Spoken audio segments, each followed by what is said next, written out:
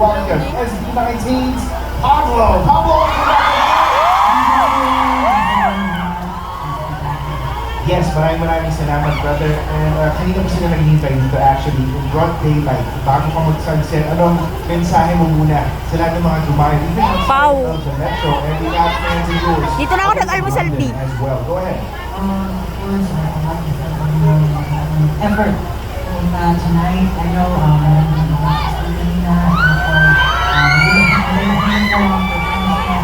maraming salamat po sa pag-stay at pagpunta dito na sa kapag ng Wish Boss. Sobrang excited na po. 18. Hahari ang ulit kung nababasa niyo yung comment ng isa't isa. Again, hahari ako kung nababasa niyo yung comment ng isa't isa. Kasi sa akin yung comment. Yeah, congratulations on everything. I'm sure yung success mo ngayon, we can attribute that to all the mentorship that we do from day one. Now, speaking of being a mentor, ngayon mentor ka na sa The Boys. So, it's like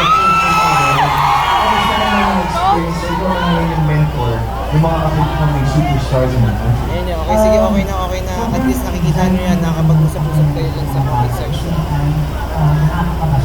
Masyado atang mataas yung engagement, kaya nag-error lang sa inyo. Okay na tayo. Mamaya na ulit. Basta ganun tayo yung routine natin. Kapag may double check ako, haharap lang tayo. Pag may double check ako. Pero kung normal yan, react live react yun. Pwede rin kayo mag-angry kung gusto nyo tayo sa chona na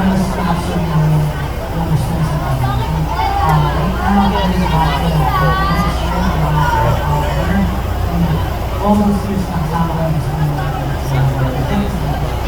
Interesting dynamics. And syempre, si Papa, sila parang lahat ng magkikipin sa'yo, basically yung mag-shape sa kanila as performers.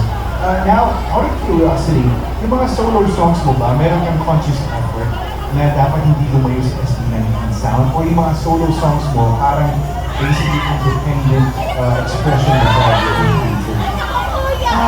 In a way, siguro po, kami kasi walang Di, patong mo yung ba't mo sa ba't ko? parang Ay, dito. feelings